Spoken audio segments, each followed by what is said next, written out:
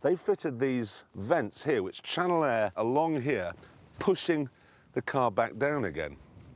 They say too that these vanes here on the front are forced down when the car's going quickly by 20 millimetres, and that channels more air underneath the car, creating more downforce.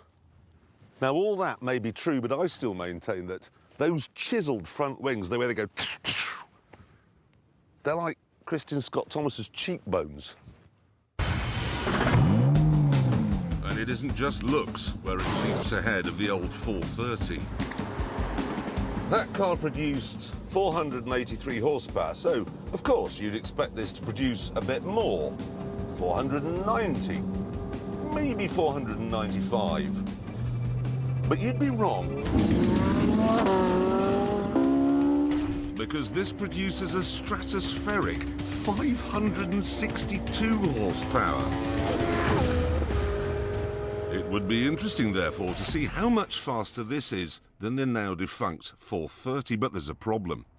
You see, this is James's actual car, the car in which he keeps a little brush for cleaning the air vents.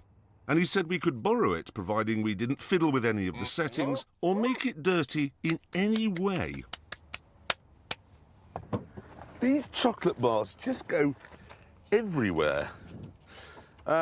Anyway, he also said I wasn't to drive it quickly. He made me promise that I wouldn't, for instance, do a drag race with it. And I said, James, I give you my word, I will not drive your car fast at all. I didn't, however, say anything about him. Okay, we're both going to use launch control. Push that button there. That